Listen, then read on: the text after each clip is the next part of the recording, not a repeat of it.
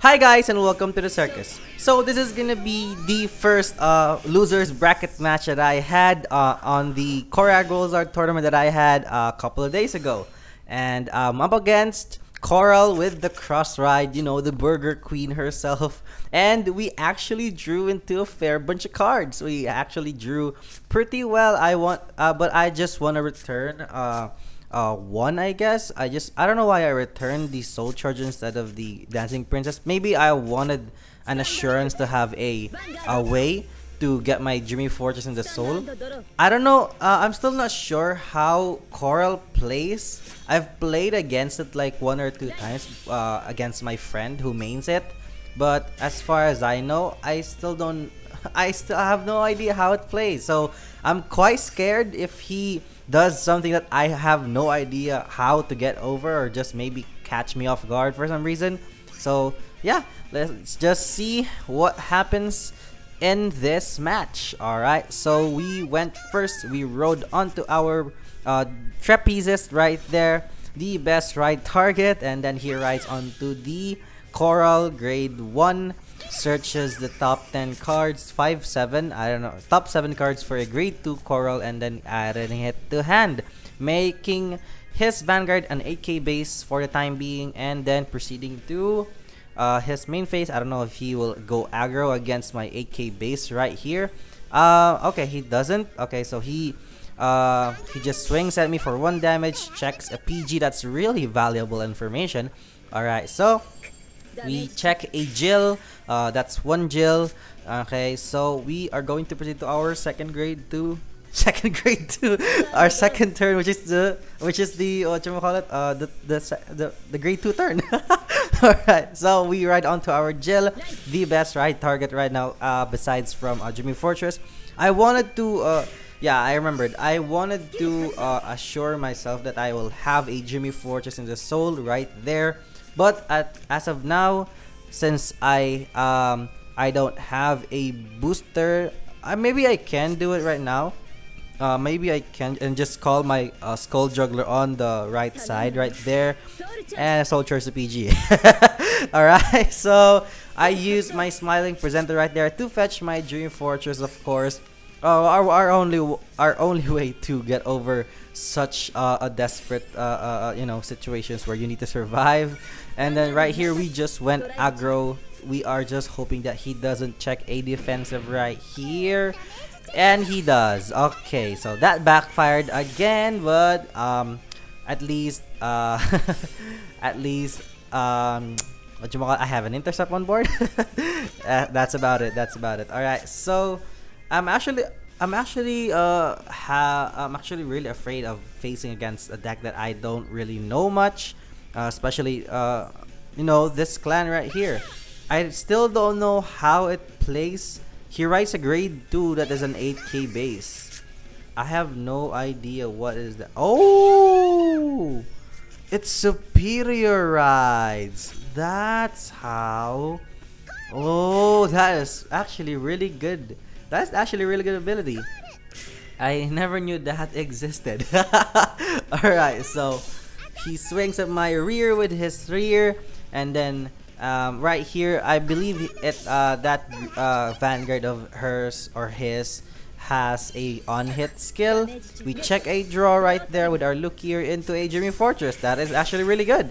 It ensures us that we can do right here. He can bounce a unit. Oh, so that's why he called the PG. Alright, so that's it. So we proceed to our first grade 3 turn. Correct me if I'm wrong, but I believe what I know is that Coral can multi-attack, right? Like make bounce more units on battle phase. Is that correct? What I remember was reindeer. All right, so let's go with our first grade 3 turn right here. We ride our look here, of course, our baby girl right here, look here. All right, so our hand is actually not looking good because we don't have intercepts. We do have Dreamy Fortress, but why would I call Dreamy Fortress right now? I would rather just sit on 5 damage than call Dreamy Fortress this early, because that would be such a waste of a ability. Okay, so I'm actually taking my time here to think, and I actually just want to call down my Midnight Invader because that's about it. Or maybe call my Alice, like take out the intercept and then call Alice and then swing it at Vanguard and then multi attack and give Alice our Lukier power because we have trapezes on board. And yeah, that I think that is the plan that I was hoping for. Okay, so we swing to our opponent's face using our Alice. He checks nothing. That is actually really good. And now we call our... Do we call a trapezes or a jumping Jill, or just scoop the Midnight Invader and then call out the Jill on the other side in front of the standing Skull Juggler? And we actually did that move and then scoop in our Midnight Invader right there. Did I do it right? Yes, I did. Alright, so and then I will call out. Why did I call out Midnight Invader? Maybe I want to reserve my jumping gel for later game purposes because I want to go to limit break. Maybe that's it, or I'm just testing the waters right now of how much damage he can do to me next turn because it's gonna be his first grade 3 turn. So right here we can still swing for 23 and that's pretty nice. Alright, so we check nothing there. If you check a heal, okay, nothing. That was actually quite of a risk right there because if we check the heal, it would just whiff.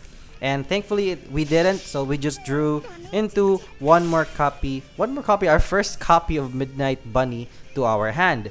But we don't have trapezes yet.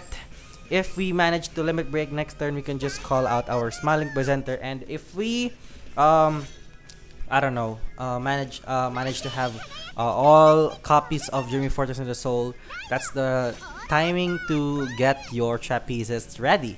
Or if you want to go aggro instead of being safe, if you know you can push a bit, you can fetch a trapezes instead of a Dreamy Fortress, just like what I did on my previous fights.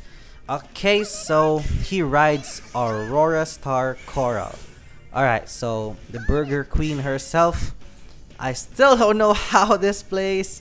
He calls down the Blazer Idols, giving power to the grade 2 Vanilla, putting at 12k. He swings at 15k using his his column right there, and then swings with his Vanguard.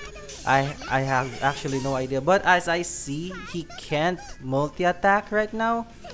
Oh, that's why he runs crits. Oh, right, okay. So right now, we're actually in the bad position because we don't have PGs. I forgot to mention that earlier. We check a draw and then another draw. That is actually pretty nice. And we draw into a Sarah again. That's 2 heals down, but it ensures us that we can multi-attack on the late game. And then right here is actually the right timing for Dreamy Fortress. Without I have no idea how he plays limit break, so I just tested the waters on my previous turn. Right now, since I kinda have an idea on how it plays now, I would be confident on putting down my Dreamy Fortress in this right now instead of just fetching out another copy of him because he can only make 3 swings, I believe. So 3 Dreamy Fortress is enough for that. Alright, so I'm actually thinking my time here again. Okay, so I am thinking here on what to call on my limit break. I will have 1 CB remaining afterwards, so I can multi-attack with my my on hand Midnight Bunny right there. I'm actually thinking of filling up my board right here. No, I was thinking on re-riding because I would like to have more soul to work with, but right here I didn't. So I just called a 0, 1, and 2. I called the PG just for the sake of the power gain for Lukier. That was my plan. I just chose to call the Hades Ringmaster right there for the sake of the booster because it's still a booster. It's still a booster. It will be valuable eventually. So right here we called 3, giving 3k to Jill, and then using our Smiling Presenter once again, fetching our trapezes right here. As you can see, I just fetched trapezes instead of the last copy of Dreamy Fortress because I am confident on surviving next turn because I I can see that he can only make 3 swings. You don't need other copies of Dreamy Fortress right there because it would just be a waste of an ability for Smiling Presenter. Right here, I fetched a Trapezes because I know I have a Midnight Bunny to work with to go multi-attacking even more, and I have 2 boosters and I have a Jill. Jill and a Trapezes is actually really good combo right here. We check nothing, and if he checks nothing, I can burn his PG. That's the plan over here. So he checks something that is actually quite unfortunate, but can I still hit for 21? I believe I can't, so I just reserved my hand right here because I can only make like 12 plus 7 is 19, so I can only make a 19 column, nothing else. So I just reserve my last CB for the sake of maybe he'll eventually heal down, so I can have another hit using my sorry about that, using my Midnight Bunny, or eventually just sticking with okay, he has 2 intercepts down. He will go defensive this turn because he is in a bad situation because I just called down my Dreamy Fortress right there. To be honest, I actually just learned how to properly time my Dreamy Fortress this tournament because I haven't been playing Zero for a while because you know, we don't have the latest Pale Moon set yet, and I have no interest on the rank reward, so I'm not really grinding for it. I just do my dailies and something like that. And right here, he checks a heal. Alright, so my prediction was quite fine. My prediction is quite he checks a a crit on top of that. If I didn't have Dreamy Fortress right there, I could have lost, but thankfully I drew into a PG. So that was our wake up call or something like that. That was our only chance to survive, and right here is gonna be game. And I am actually thinking here on on riding Sarah, but I think he can maybe heal down still, so I skipped my ride phase right here, and then I don't want to use that ability of Dancing Princess because I want to reserve my my CB for my Midnight Bunny combo.